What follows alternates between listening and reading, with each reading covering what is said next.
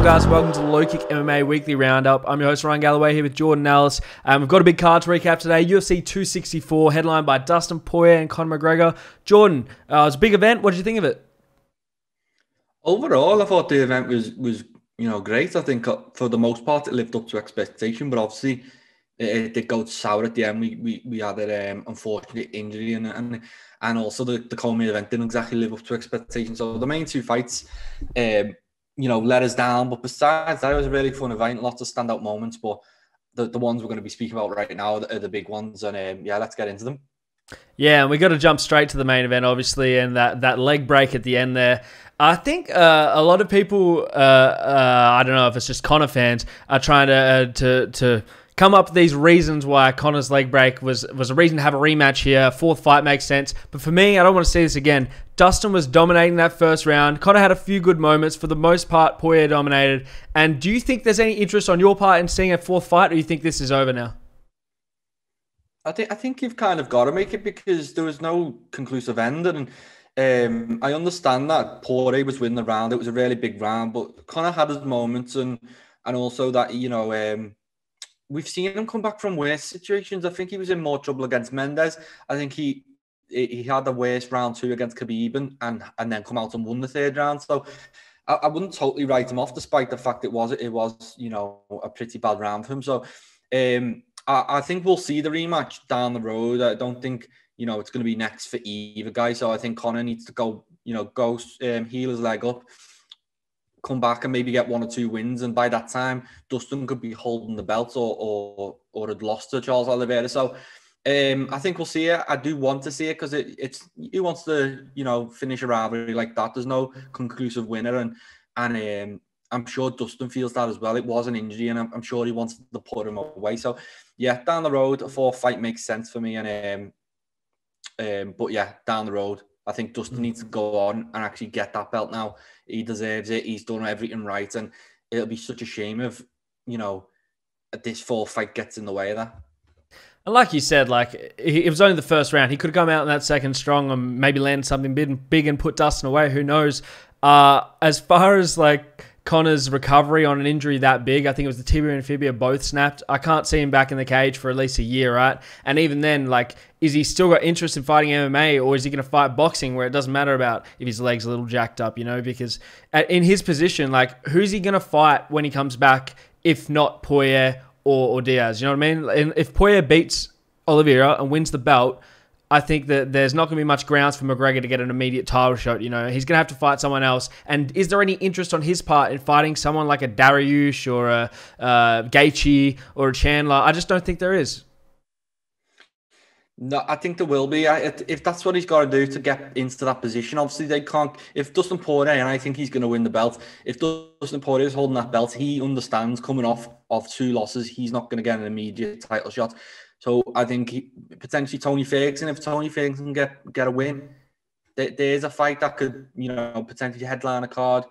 Obviously, you've got Nate Diaz again, Nick Diaz. You've got all these fun fights, and I like the Chandler fight too because that is kind of a repeat of the Mendes one that everyone kind of dismissed because it was a wrestler on late notice. I think Chandler's got the wrestling ability too. So I think it seems like he's all in on MMA right now, which is good for us because there's nowhere else for him to go. If he wants to go to boxing, he's going to boxing to fight Jake Paul. I don't think the Manny Pacquiao fight's there anymore. So these losses are kind of forcing his hand, and UFC's his only outlet right now. So I do expect him to be back. I personally like the Ferguson fight. I think the Ferguson fight should be next But if, as you said, it could be a year till we see him again. And is Tony Ferguson going to survive a year in the sport? Because, another loss, another couple losses, and it might be curtain. So you've just got to see how everything plays out. But I think he'll come back 1 fight, 2 fights, and then for the title. Yeah, well, it's hard to predict what's next for him because the injury could be out for so long. But we'll move to Dustin for a second here. For the duration the fight went, he looked pretty phenomenal. He dominated in all positions. He almost got caught in a guillotine for a second there, but easily got out of it and then won the round. I think there is I think Poirier versus Oliveira is the best matchup for the title you can make right now. I think that's more of a competitive fight than if Conor had won. I think it's more of a competitive fight as like a Gaethje against Oliveira, you know what I mean? I think Poirier versus Oliveira is the best fight, and I agree with you. I think Poirier has grounds to win that one. How do you think he gets it done against someone like Oliveira, who's also really well-rounded as well? So.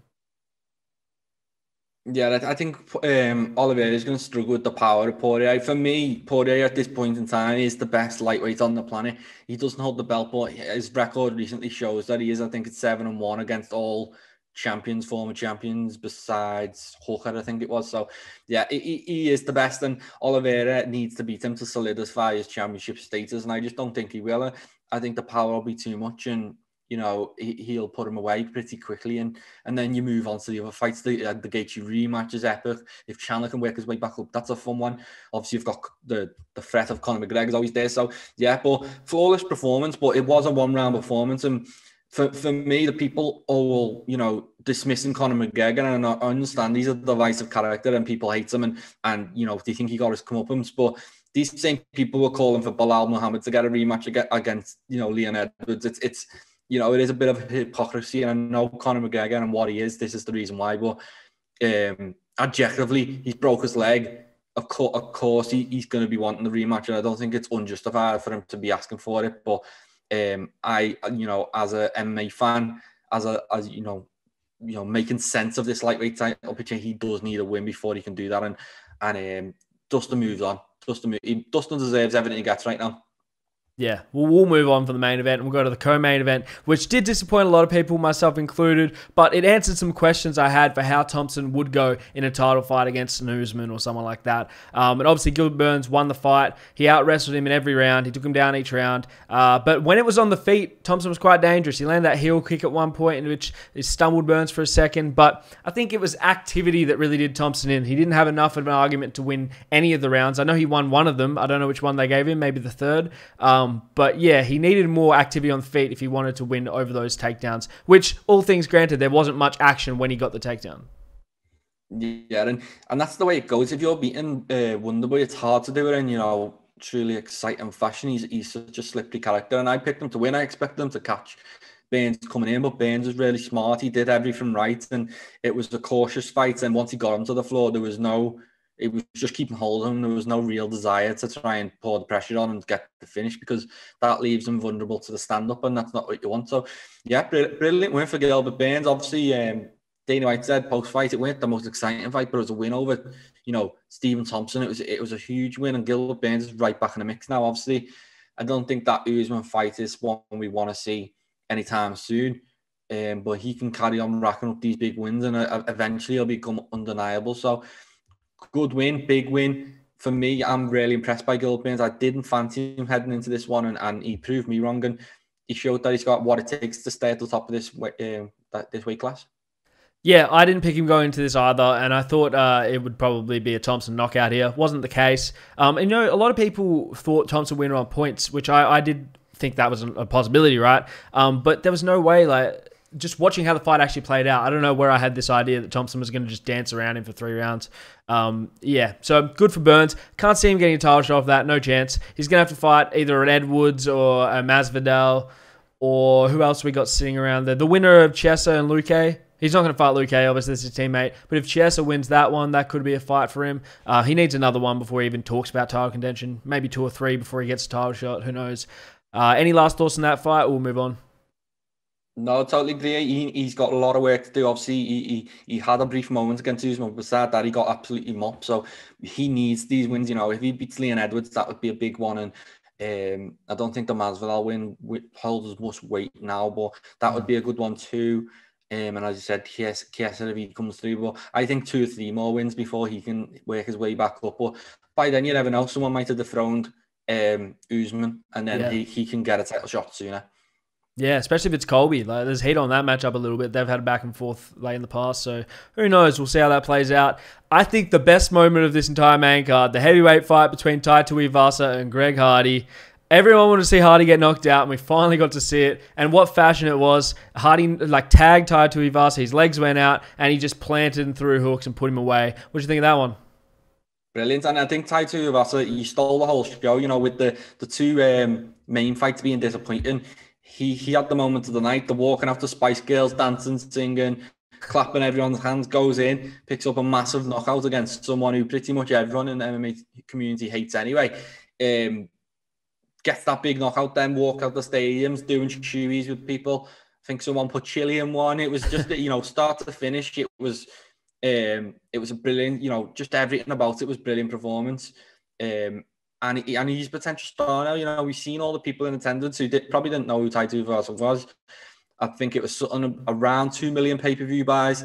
He stole the show. It was brilliant from him, and it so easily could have gone the other way because Hardy did have him for a second, but Hardy, you know, he is a novice, and it showed. He jumped in, he lunged in, he left his chin up, and that's what happens against guys like Tuivasa. But it's hard not to be happy for him. He's a lovely guy. So, and that's 3 in a row now, 3 big knockouts and 75,000 check as well. So he's smashed it. Yeah, 100%. And like he had that little run when he first came into UFC, fell short, had a couple of setbacks. He can go on another one now. We know what we're getting with Tai Tuivasa. He's looking for the knockout. He's not one of these guys that's going to use wrestling or he's going to outpoint you for 3 rounds. He's looking for the knockout. So they're going to hopefully put him in fights that play to that strength. They're not going to throw him in there against like a Sergey Spivak or someone who's just going to grab him, hold him down. You know what I mean? I want to see him in fun fights until he's ready to make that run for the title. Because in my opinion, I don't know if he's ready to make that run right now. Even that performance against Hardy didn't show me that he's going to beat a lot of these top 10, top 15 guys. But obviously he spoke about how in Australia he can't find training partners that would be good for him. So he's going to go back to AKA for his future camps, which is a really big move, really good move. So I like to see what happens once he does that.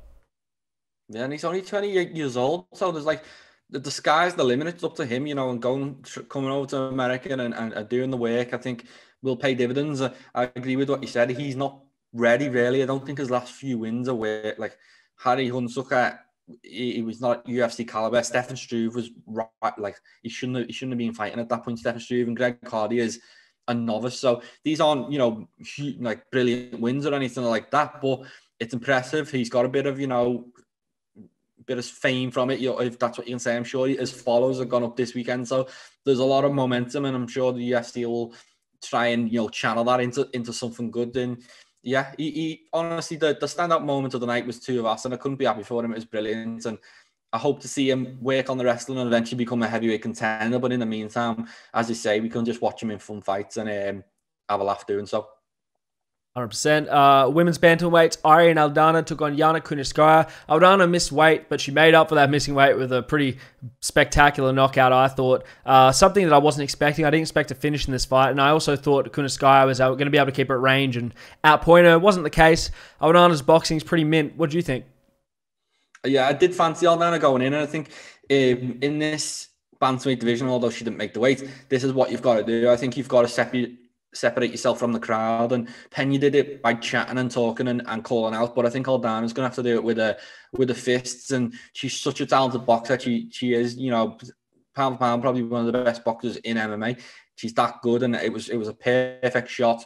And as we know, Kunitskaya is a tough girl, and she's looked brilliant lately, but Aldana just made it look easy in the end, and such a big win, and she's potentially only one more win away from you know, a title shot too. She's got everything it takes, and I love everything about her, Dan, and I am on that hype train. Obviously, after the Holm loss, it was disappointing, and that can happen against a veteran like Holm, but against these other girls, I think she's gonna deal with them all pretty easy.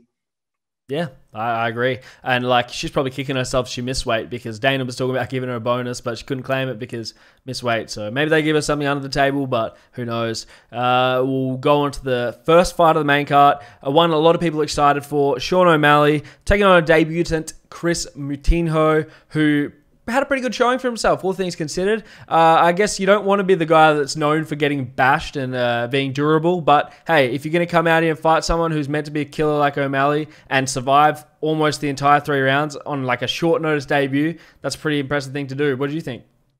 Yeah, it's a shame he didn't get to do the 3 rounds either. You call it off 5 or even 10 minutes earlier, or you let it run that last 20 seconds. I didn't really get the stoppage, but Sean O'Malley, he looked good, but I think he should. I think he'll be disappointed he didn't finish this guy. You know, from what I can see, Moutinho looks like a 125 fighter who's took a 135 fight on a few days' notice and really performed admirably. He'll get another shot, and he looks like he could be a fun addition to the flyweight division. Sean O'Malley hits him with everything he could, and he just wouldn't go down. So props to him, but I'm not sure where this leaves Sean O'Malley. Does Sean O'Malley jump up to the Dominic Cruzes now? Who does he fight next? I'm not sure. So interested to see his rise. I weren't particularly impressed. I don't think it was fight of the night, although they got it. I think Moutinho deserved an extra 75k. I wouldn't necessarily say it was pretty one-sided. So it went the best fight of the night. But O'Malley did what he did. It was a tough situation for everyone. Moutinho's earned some, money and respect. And we move on. Thing is, if O'Malley did that to anyone else that was like a fringe 15 or a top 15 bantamweight, we would all be praising him with like a Max Holloway, Calvin Kattar performance level. But the fact this was a debutant, he was meant to do this. He was meant to go out there and finish the guy. It's not his fault that he couldn't. It was the durability of Moutinho. He looked phenomenal with his striking and his technical precision. But there was areas where he looked like he was a bit flustered on the cage. He was getting backed right up to the cage, and there was opportunities where Moutinho could land big hooks or something, which I guess being a smaller guy, he wasn't going to really put him away with one of those. But I think there's areas now where a lot of these top 15 bantamweights and just near that are going to see how you can back Sean O'Malley up and find these big slots to throw those hooks in and really give him a tough test. Whereas like before this, a lot of guys are really hesitant to go forward on O'Malley because they're worried about getting knocked out. You know what I mean? So look, I think O'Malley's going to get a big name next. He made some huge call-outs that make no sense at all. Rob Font, Cody Garbrandt, what was the other one? Petty Ann. Doesn't make any sense. But I feel like they're going to give him a top 15 guy next. Dominic Cruz might be shooting for the stars. I'd say that he'll probably get someone... I don't know. I can't think of the rankings. He's going to get a top 15 though next. They'll put him in. I could see, Rob Font taking this fight just because it's a money fight. It's also I think a lot of these guys are looking at Sean O'Malley and licking the lips because for right now, I think his mouth is like kind of what's the saying? Cashing checks that his like ability can't live up to or whatever. Yeah. He struggled there against Moutinho. I know he dominated a lot of the fight, but Moutinho had him like flustered. I just said he was up against the fence. A few leg kicks he looked worried about. So I honestly think there's a few guys at the top of the division thinking, I fancy a go. This guy, the Cheeto rematch is always on the table as well. So I think that's unfinished business. Again, the leg thing and people still defend O'Malley to this day about that. So it's very interesting. I don't like the fact that he's trying to jump to the front of the queue. It could be his downfall, but I also don't like the fact that he's been lingering outside the rankings for so long. He's clearly got the talent. I just want to see him pushed, and hopefully 2021 is the year we see that. Yeah, no, I'm keen to see what's next for him. We'll go to the prelims now. I guess we'll just touch on all of them briefly. Carlos Condit, Max Griffin, pretty good performance by Griffin there. Condit didn't look too bad though, especially in that second round. Thoughts on that one? Yeah, I think Griffin just got it really on the aggression. The first round, he come out and like Condit's a slow, methodical guy. He picks his shots and he just didn't allow him to get into that rhythm. It was good from. It was a good game from Griffin. I don't think he's necessarily a potential threat at welterweight, but it was Condit's come back lately. He looked good. Got a couple wins. Max Griffin just put an end to all that momentum, and it was a really good win against a big name. And yeah, he moves on. And Condit, I don't know what you do with him now. He's clearly not peak Condit, but he's still got something to offer. He was still there. He was still game. So I'm always saying this. I don't want to see Carlos Condit against Max Griffin. A younger contender against an old legend. You want to see them in with each other, and hopefully that's what they do for him now. Like Cerrone needs a fight. Condit seems like a good name for that. That's just off the top of my head. But yeah, I want to see him stay around, fight the older guys. Max Griffin moves on, potentially fights a ranked guy now. Yeah. No, that's the way to do that one. Welterweight before that as well. Nico Price versus Michel Pereira. An interesting fight, but I thought Nico Price looked like if this had if this was main event 5 rounds, he would have dominated this fight. Towards the end there, Pereira looks spent, and I think Price has really made a big error. Like in those early rounds, he wasn't aggressive enough, wasn't able to do enough damage, and I guess part of that is because of Pereira's abilities and his ability to dictate the action. But yeah, it felt to me like Price just let himself down in that one. What do you think? Well, Pereira's one of them very predictable fighters. He's going to tire. He's going to look great for a round. He's going to be really dangerous, and then he's going to tire. And Price just poured it on too late, and that's all it was. And as you said, if it was a 5-round fight, he definitely would have won. He definitely would have, took him out. But Pereira did enough. He did enough to get a win. I think that might be 3 in a row for him now too. So, yeah, good win. But it's the same thing, letting him down all the time. And if he wants to be a welterweight contender, he's going to have to sort it, isn't he? Because you can't, if you're getting tired in 3-round fights like that, how are you ever going to be fighting championship fights? So there's something to work on for Pereira. I expect them to win. To be fair, I expected them to knock out Price. For me, Price is one of the easiest people to hit in the welterweight division. Pereira's got that flashy style, and I expect them to take him out. But Price hung in there tough, and ultimately, he could have won that fight. It was on the table in that 3rd and final round. He just didn't do enough. Yeah. Before that, my main event, Ryan Hall taking on Ilia Topuria.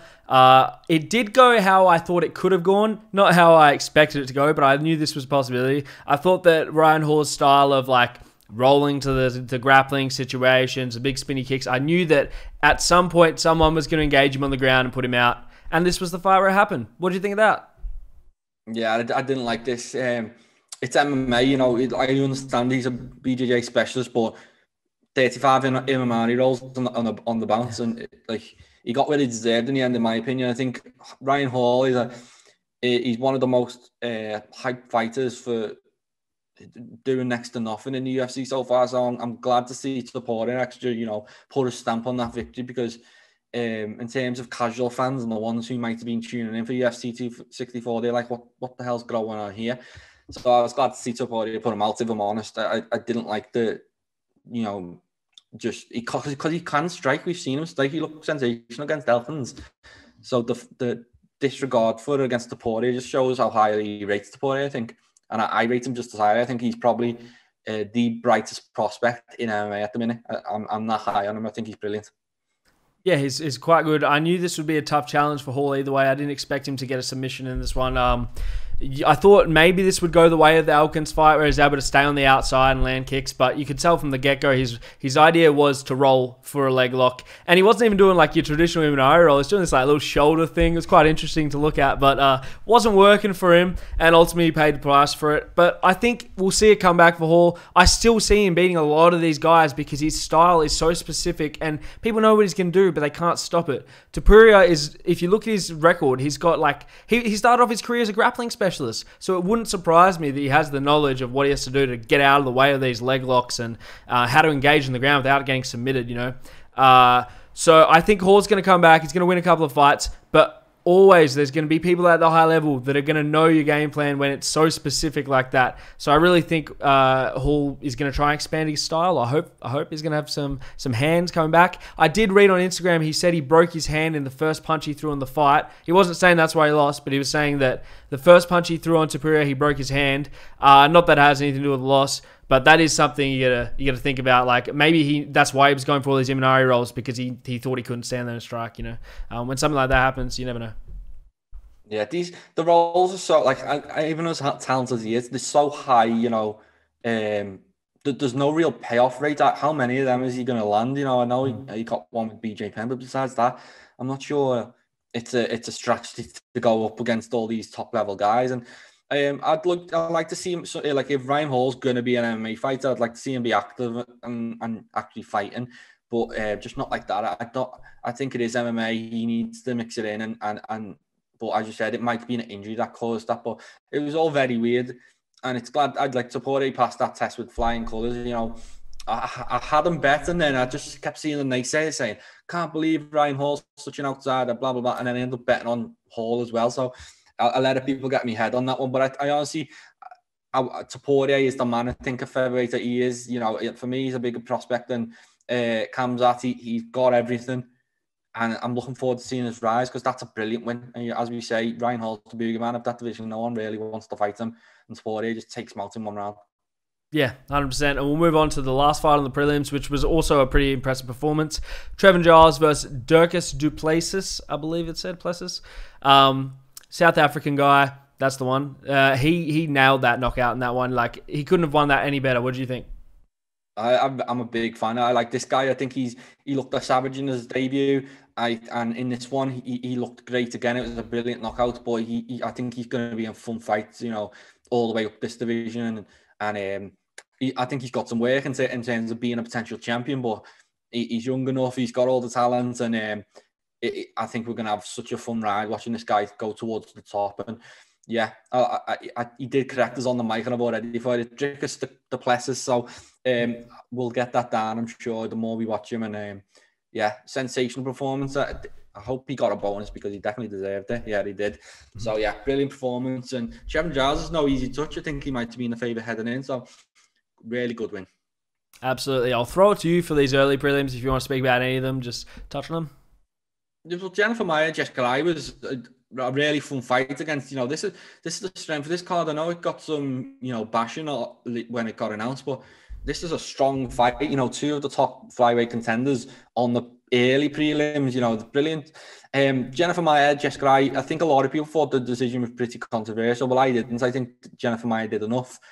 I think the commentators were off on this fight. They decided that Jessica Eye, even before she got in the cage, had won the fight because she'd overcome some type of egg allergy or whatever it was, but they were really rooting for her. And Jennifer Maia was tagging her every time she come in. And it was a headbutt that cut a massive gash on her head. But really fun, competitive fight. I think Jennifer Maia did enough. But I think Jessica Eye showed enough to show that she's still live at 125. And there's lots of fun future fights for her. But Jennifer Maia moves on. Neither of these girls are going to get a shot anytime soon. But good fight nonetheless. Moving on. Brad Tavares it was a split decision, but I think it was a pretty, dominant display from him. Really good performance against Akhmedov, who I quite fancied heading into it. So that was a fun one. And the first one tonight, I'm not even going to try and pronounce his name, but the Kazakhstani fighter, he coming on the back of 2 losses. But for me, it was something of a mismatch. I think he's a legit fighter, and he's unlucky to have that record. And he pulled off a standing guillotine 2 minutes in. It was brilliant. Great way to start the night. I believe his name's Zumagulov, but we'll move on to next week's card now. That was UFC 264. Upcoming, we had UFC Fight Night, Makhachev versus Moises. This was supposed to be Holloway versus Rodriguez, but unfortunately that one fell out a couple of weeks ago, or a month ago now. And so Makhachev and Moises are now the main event, which isn't such a bad thing, but I do want to state before we get into this is definitely a card a week after a pay-per-view, don't you think? Yeah, it's I'm hoping it's an early one because I do not want to stay up 6 a.m. watching this one. So yeah, it's another showcase for Makhachev, but it's kind of what we've just been saying about Sean O'Malley. I want to see him move quicker, and Makhachev is just stagnating. When this fight was announced, Moises weren't even in the rankings, and obviously now it's a main event. They've slipped him into the rankings. I think he's 14 now, but there is a danger there. You don't really want to go to the floor with Moises, so but that's Makhachev's bread and butter. So it's interesting to see how this fight works out. But for me, if he's what we all think he is and what we keep getting told that he is, Makhachev should easily win this fight. I think he will. I think this is similar. I honestly, I think the RDA fight is way more dangerous for him on the ground and striking than this one. And that was the fight he was meant to have. When was that? Like in January, I believe. So, and I don't know why they didn't rebook that one. I guess because Makhachev beat Felder and he thinks he deserves a higher ranked opponent, which is fair enough. But I expect Makhachev to be able to dominate this wherever the fight goes. I don't think standing it's going to be too much problems for him against Moises, because I just don't think Moises is a specialist on the feet or on the ground. I think he's a well-rounded fighter as well. I just don't think he is on the level of Makhachev. But I'd love to be wrong. I'd love to see an upset in this one because I imagine that Makhachev's a huge favourite, right? I'd imagine so, but Moises has got them tricky submissions, hasn't he? He is something of a wizard on the floor. Three wins back to back. He got that Achilles lock on Michael Johnson. Yeah. And Bobby Green and Alex Hernandez, they're good wins as well. But I think there is a level. I think Moises against Dober coming off that loss, or Brad Liddell, or one of them guys would make more sense than Makhachev right now. But that's just a situation we're in, and I'm hoping again 2021 is the year we see Makhachev push on and prove that he's the heir to Khabib. But this is what we've got right now. It's just another showcase fight. I expect him to win. I expect him to look, flawless. But I think Moises, he's not a total write-off. He does have a chance, even if it is slight. Yeah, no, there's definitely an opportunity for him. I just think it's very unlikely. But like I said, I loved seeing an upset. So let's see what happens next Saturday night. The co-main, we have the return of Miesha Tate taking on Marion Reneau. I don't know if this is like, because what's Reneau ranked? I don't know if this is like an important fight for Tate on her return. I guess it always is because she's returning, but this isn't going to give her title implications, you don't think? Well, it could do just because she meets the Tate, and all she needs is one win, and like it's the same as Conor McGregor. McGregor goes in and beats anyone really. He's in line for the title shot because of who he is. Miesha Tate goes in, wins this, and Amanda Nunes then she says she wants to defend one of the belts, and Miesha Tate's there. It could happen, but for me, it's a comeback fight. It's exactly what it is. And Renault's 44. She's on the back of 4 losses. If Tate's still got anything in the tank, she should have enough to get by this one. And it's kind of a shame that she's not fighting a better opponent, because she's got the name, the star power to headline this card. It's just the opponent is not there. So it's shame. But I'm looking forward to seeing her back. She is one of the pioneers. She's still a huge star. And I expect her to win and, get on the mic and potentially start chatting some rubbish about Amanda Nunes, and we can build from there. But great to see her back. Yeah, and we'll kind of mix up that division if she does get a win here, because right now there's who's fighting Nunes? It's Pena, right? Yeah, Pena. Yeah, so see, they're kind of grabbing at straws to get a title contender in that division right now. So if she gets a win here, hey, might be a lucky day, but we'll see about that one. Anything else on that one before we move on? No, just great to see her back. Great to see her back. I expect her to win. I expect her to look good, and as you said, we need it. We need in a few of these divisions. Amanda Nunes is cleaning them out, and she's absolutely cleaning them out. And I know she's beat Tate before, but it's good to have a big name for her to potentially face down the road again. 100%. Jeremy Stephens making his lightweight return after quite a while because of the Drakakos thing, where the face-off, the push, everything happened there. But he's taking on Mateusz Gamrot, who has a pretty impressive record. And in comparison to someone like Stephens, who's been around so long, it's interesting for him to take one of these guys that are like, I don't know, an up-and-comer. He's kind of deadly too, you know what I mean? So I expected Stephens to come back up and fight someone who is a bit more in their later stages of their career. Like, I don't want to say his later stages of his career, but someone who's been around for quite a long time, which I don't think this fight is. What do you think about this fight?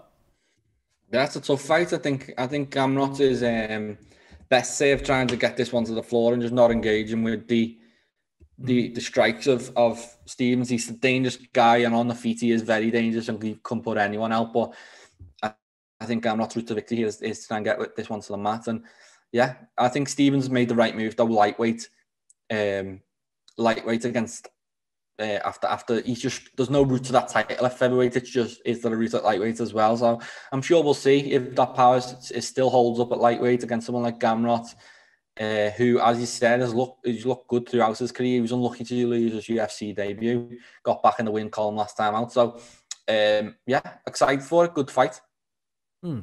Yeah, no, I mean, Stephens is a good move to go lightweight, because even if he loses this one, there's a lot more fun fights at lightweight than there is at featherweight, like fights against veterans, maybe like a Bobby Green or someone like that, someone's been around. But yeah, interested to see how that goes. Middleweight, we got the return of Rodolfo Vieira, the jiu-jitsu ace, after having his first defeat by submission of all things. And he's taking on Dustin Stoltzfus. Not too familiar with Stoltzfus. Are you familiar with him? The name rings a bell. As soon as I see a picture of someone, I'll picture his last fight. Is he the one? Let's see. Yeah, Kyle Dawkins beat him. That's how I remember him. Yeah, so there's not much for us to go off. This contender series guy got beat by Dawkins in his debut. I think it's all on Vieira now, isn't it? That last fight was such a huge upset. To actually see him get submitted, and he was hyped coming in, wasn't he? I think everyone was, fully on that train. So it was all about gassing, though, wasn't it? And how's that tank? How much improvements can you make to it, or is he just going to go out and sub this guy? The guy I don't think he's ever been sub, but obviously it's Vieira, so I'm sure that could change. But yeah, good to see Vieira back.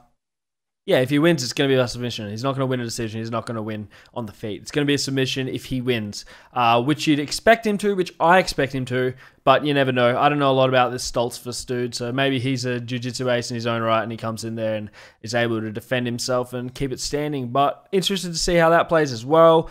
Opening the main card, we have Gabriel Benitez versus Billy Quarantillo, which just seems like a bit of fun at featherweight.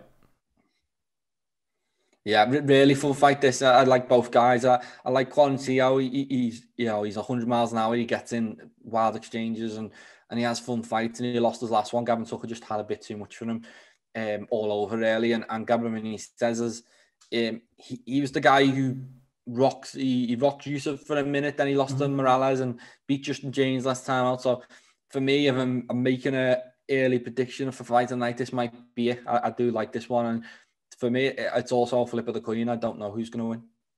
Yeah, no, I agree with your assessment there. We'll go to the prelims. The feature prelim, Daniel Rodriguez taking on Preston Parsons, who I assume is a debut because there's no photo and I'm not familiar with him. But I feel like Rodriguez was meant to have a way bigger name here. Do you remember who it was? It was. This only fell apart last week, so I should remember it. Who was he supposed to? It was... Was it Nurmagomedov? Was it someone like that? Oh, it was one of the Dagestanis. Yeah, I can't remember his last name, but yeah. So it's a newcomer. Daniel Rodriguez. I don't think these fights are always like the worst case scenario. No, you as they always say, we're on the same amount of money, no matter who we fight. So to get a newcomer, an easy guy after fighting a killer like Mike Perry is not necessarily a bad thing, but I'm sure he wanted to capitalize on that momentum. You go from a Perry to someone with Nurmagomedov, it's the last name.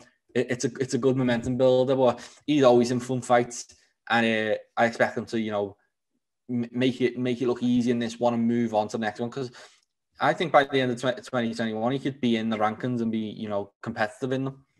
Yeah, I agree. I think he's really good. So this will be interesting to see how he takes a late notice here. Before that, the last prelim I'll bring up and I'll throw it to you. Right before that, Amanda Lemos versus Montserrat Ruiz. Two kind of prospects in strawweight. Ruiz in a UFC debut went to that scarf hold over and over and over again. You remember that? She kept doing the scarf hold submission. There was a bit of insults thrown and whatnot after the fight ended between her and Cheyenne Byers.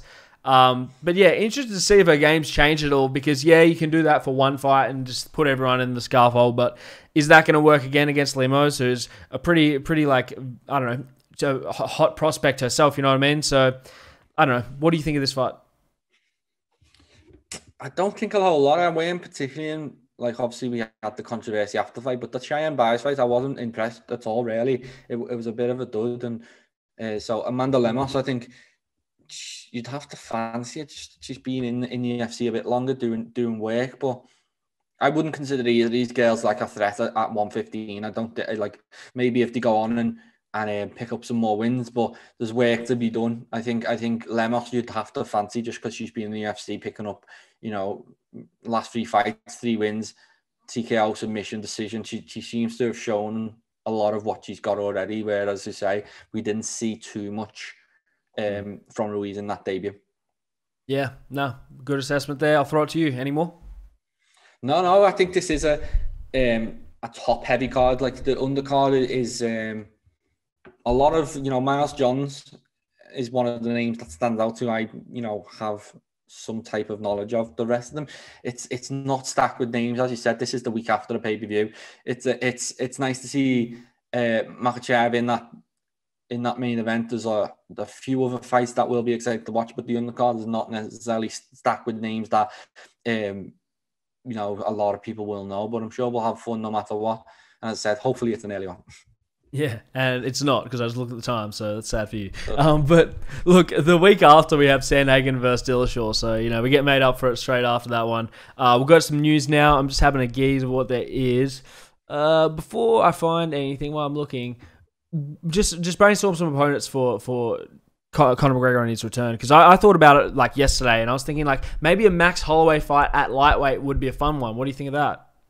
Yeah, love it. I love it. Obviously, we've got a bit of time, so things need to play out. But Max Holloway, win or lose against Volkanovski when they eventually fight, that's a fight that I think that he could relinquish the belt, move up to 155, and do it with Conor McGregor. That'd be a great fight. Obviously, Tony Ferguson, if he can get one win. Like even right now, if Conor McGregor's ready to go in December, I think he could fight Tony Ferguson, try and get back in the win column. But it's the problem if Tony Ferguson loses another fight, then you can't justify that. So that one, Nate Diaz is there. Yeah, but the Holloway one's a really good one, and probably the most realistic in terms of, because every time Conor McGregor fights, he's got to be top of the bill, so it's got to be a relatively respectable name. So it's hard to match him. He can't really go in and fight Paul Felder or Thiago Moses. You can't have him against these guys. It's got to be a top guy. So this is the problem. This is why he's struggling to string wins together, and while he's being absent. But I still think there's a lot for him in the game, and I think the losing lately, it takes away the outside stuff. Obviously, when you're winning, you've got the acting and all these things, offers coming your way, and all these boxing matches being presented. But for me right now, it's either he goes and fights Jake Paul or Logan Paul, someone like that, or he tries to get back in lightweight contention, and you just know what he's going to do. Look, I was talking about this to someone today. I initially thought his title like endeavors were gone. I thought there's no way he's getting a title like ever again. Like this is it. But now thinking about it again, other than Dustin Poirier winning and then them doing a rematch that way, he could potentially, if he can make the weight still, go down to 45. He would get an immediate title shot. There's no reason for him not to get a title shot there. He was 7-0, I believe, in the division. He never lost. He didn't really look challenged outside the Mendes fight where he got bashed for like a round and a half, then turned it around and got the win. So I think if he can make the weight at 145, which is a big if, I don't know if he can, that would be a really good move because he could get a title. And look, Volkanovski's a beast, Max Holloway's a beast. Ortega's a beast if he beats Volkanovski, you know what I mean? But Conor McGregor is still special and he's still talented, He might talk a lot of shit and he might not be able to put these guys away at lightweight recently, but at featherweight, I think he could have a really good run if he got back there.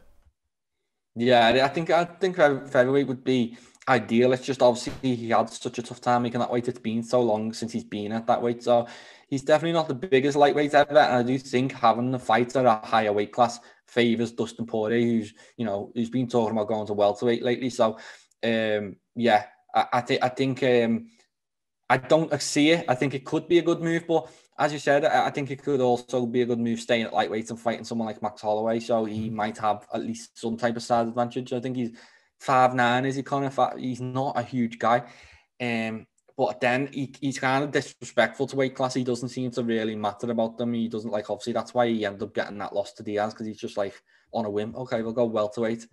He is a true fighter, and whatever you say about the guy, he's any weight, anywhere, anytime type place and type person. So very interesting. I expect him to stay at lightweight. I expect him to get one win. Or try and get one win and then call for that Poirier rematch. Last thing before we wrap it up, our good friend James Lynch was talking to Colby Covington yesterday, and he spoke a lot about Dustin Poirier, and he potentially said they'd like to fight Dustin Poirier. He said that matchup makes a lot of sense. Is there any interest at all if Dustin loses the title fight at lightweight for him to go up to welterweight and contend against Covington? Do you like that matchup? I think it's unlikely, just because I think Poirier is going to stick around at 155 for a while, because he's going to want the fourth Conor fight. So win or lose against Oliveira, I think he'll just be waiting for that, because it's a huge payday. It's red panty night, and Poirier knows that. And even after the win, I know a lot of people are saying we don't need the fourth fight, but he was one of the first people to say we do need the fourth fight, and we need it because it pays well. So if Conor weren't in the picture, I could see him going up to 170 pretty much as soon as he wins that belt. But now I think he might stick around and wait for that. Okay, well, that was everything I had. You got anything else, or we'll wrap it up? No. It was a great event. It was just such a shame about the ending, and it just creates another big event down the road that I'm sure we'll get to cover. But it's been a huge fight week.